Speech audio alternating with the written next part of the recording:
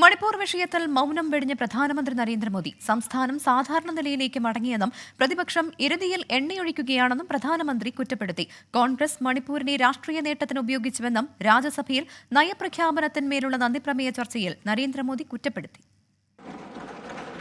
മണിപ്പൂർ വിഷയത്തിൽ മൗനം രാജ്യസഭയിൽ ഭേദിച്ച നരേന്ദ്രമോദി കോൺഗ്രസിനെ വിഷയത്തിൽ പ്രതിക്കൂട്ടിൽ നിർത്തി. മണിപ്പൂരിൽ രാഷ്ട്രീയം കളിക്കരുത്, വിദ്യാഭ്യാസ സ്ഥാപനങ്ങൾ ഇപ്പോൾ തുറന്ന് പ്രവർത്തിക്കുന്നു, സർക്കാർ ഓഫീസുകളുടെ പ്രവർത്തനവും സാധാരണ നിലയിലേക്ക് മടങ്ങിയിട്ടുണ്ട്. കോൺഗ്രസ് 10 തവണ രാഷ്ട്രപതി ഭരണം മണിപ്പൂരിൽ ഏർപ്പെടുത്തിയിരുന്നു. ഗോത്രങ്ങൾ തമ്മിലുള്ള പ്രശ്നമാണ് ഇവിടുത്തേത്. അതറിയാവുന്ന കോൺഗ്രസ് രാഷ്ട്രീയ മുതലെടുപ്പിന് വിഷയത്തെ ഉപയോഗിച്ചു. മണിപ്പൂർ ജനത വിദ്വേഷ രാഷ്ട്രീയത്തെ തള്ളിക്കളയും.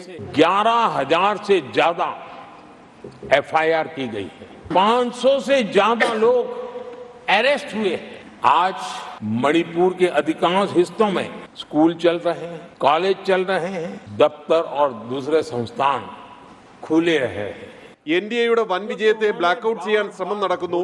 ജനം വിജയിപ്പിച്ചത് പ്രതീക്ഷയുടെ രാഷ്ട്രീയത്തെയാണ്. 3-1 പ്രധാനമന്ത്രി എന്ന പരിഹാസത്തെ തള്ളിയ മോദി 3-1 കാലമേ ഭരണം പൂർത്തിയാക്കിയിട്ടുള്ളൂ എന്ന് അവകാശപ്പെട്ടു. ഭരണഘടന തനിക്ക് സർവോപരിയാണ്.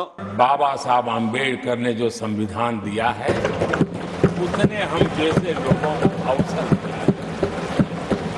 പ്രധാനമന്ത്രിയുടെ പ്രസംഗം നീണ്ടതോടെ മല്ലികാർജുൻ ഖാർഗെയ്ക്ക് ഇടപെട്ട് സംസാരിക്കാൻ സമയം നൽകണമെന്ന് പ്രതിപക്ഷം ആവശ്യപ്പെട്ടു. ചെയർമാൻ ജഗ്ദീപ് ധൻഖർ ഇതിന് തയ്യാറായില്ല. നടപടികൾ ബഹിഷ്കരിച്ച പ്രതിപക്ഷാംഗങ്ങൾ സഭയിൽ നിന്ന് ഇറങ്ങിപ്പോയി കവാടത്തിൽ പ്രതിഷേധിച്ചു. പ്രധാനമന്ത്രിയുടെ ഉപസംഹാര പ്രസംഗത്തിന് പിന്നാലെ നന്ദി പ്രമേയം പാസാക്കി രാജ്യസഭ ബഡ്ജറ്റ് സമ്മേളനത്തിനായി പിരിഞ്ഞു. ആർ രാധാകൃഷ്ണൻ, 24, ഡൽഹി.